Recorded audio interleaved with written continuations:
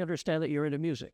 Yeah, I've dabbled in lots of different types of music. When I first started, it was more like punk rock music, and then got into like indie. Then I got into just acoustic, started learning how to play acoustic, and recently I got into Spanish classical guitar, just learning how all the different techniques and how to play really improved my skills, learning how to play those songs. What about you guys? We've been into mostly roots music, we would call it. It includes bluegrass, where we do most of our work now.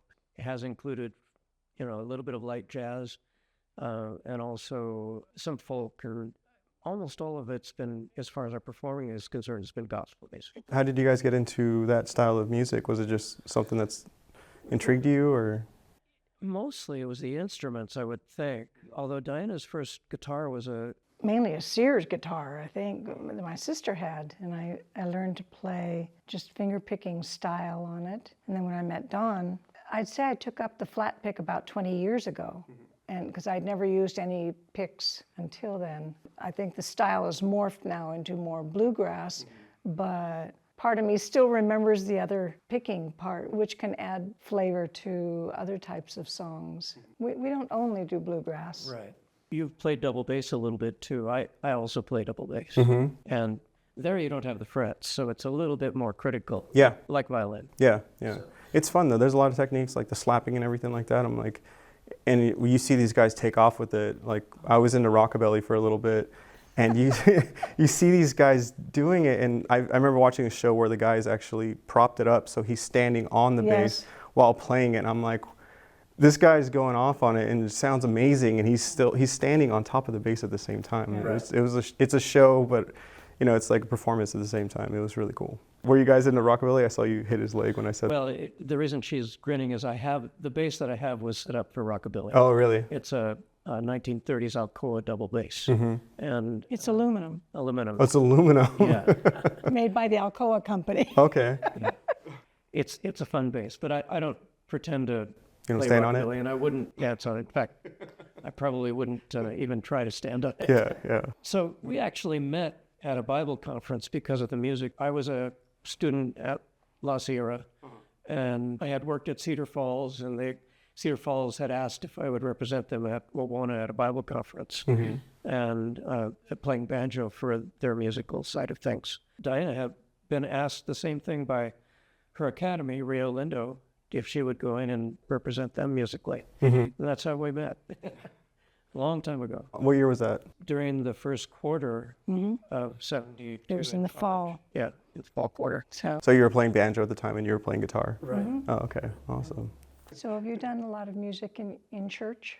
No, not too much. I mean, I became SDA not that long ago. I stepped away from the church for a long time, and I was just playing music for songs that I enjoyed playing. And then, so I recently got back into church a few years ago, and now I'm wanting to take my talents to contribute to the church. And so, yeah, that's one of the things I was praying for this year, is to be able to play more worship songs and stuff like that too. Good.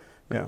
Is there a particular song that has influenced you or that is special to you? Yeah, there's one song by Corey Asbury, Reckless Love. I know everybody knows that song. It's kind of played out now, but there was a dark period that I was like, I need to go back to church or do something. My mom was like, I never seen you more happier than when you were at church, so you need to go back. So after some struggle, I decided to go back to church. One of the first songs that was playing was this song, and the worship team was playing it. The words just hit me, just what I needed to hear. The sermon right after was exactly what I needed to hear too. It was from a pastor that I knew from Loma Linda University. He was a guest pastor at this church, so he's never there, but it was just funny that I saw him and I was like, well, what is he doing here? But it's just a familiar face giving the sermon that exactly what I needed to hear. And that song I wanted played during my baptism as well. The worship team played it that day too. And then we saw recently that we went to one of his concerts. I got free tickets to go see him, Corey Asbury, and he played that song, and I was in tears in the audience. It was just it was amazing. Yeah. What about you guys? Is there one specific song that's made a huge impact? We take a lot of the hymns from the hymnals that nobody uses anymore, and we do them with our instruments. Yeah. And people, after we've done a program, they'll come up and say, my grandmother used to sing those songs, and it was so nice to hear them again. Mm-hmm.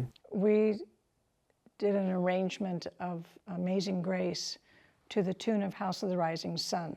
We did that in the 70s. It was kind of a hippie thing. But recently. But recently, one of my friends asked, why don't you do this? So we did it, and it's gotten very nice response. It brings out the words in a different way, the lyrics in a different way, and I think it makes you think about things differently, or it touches you in a different way. To me, it's a very moving combination because it's about grace and it's about redemption.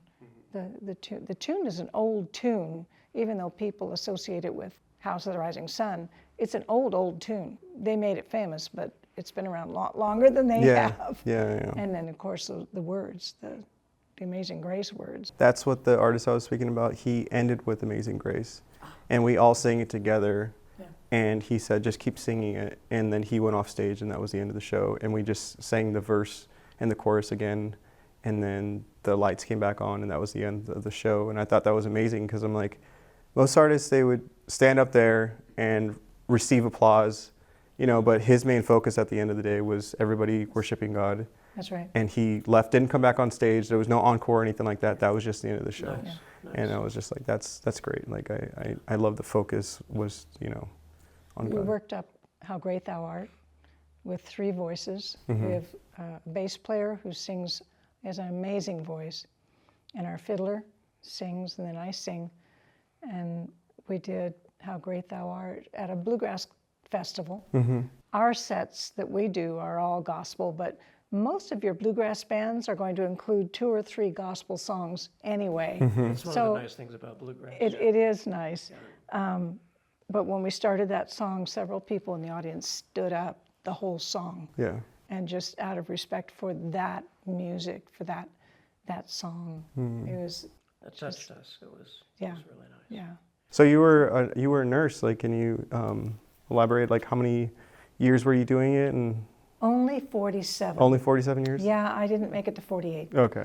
When I graduated, I floated for 3 years Mm-hmm. at Glendale Adventist, where I had trained. So I knew all the units and I knew where everything was. Mm-hmm. And so I floated in the ICUs and the NICU, in the nursery and postpartum and everywhere. And then a position opened up at the White Memorial in their cath lab. Mm-hmm. And they hired me there. So I learned a little bit of the cath lab there, where we had to wash our own catheters and sterilize our own catheters. And it was the olden days. And we used, I think, 8 French catheters, where now we use 4 and 5 French. We do radial access, and there's just so many things that are different now. And then after that, I worked 20 years at a county hospital in radiology, if you can believe it. But we did all the injections for the CT scans and monitored for reactions. And then the last 20 years, I worked at the VA hospital taking care of our veterans. Right here at Loma Linda?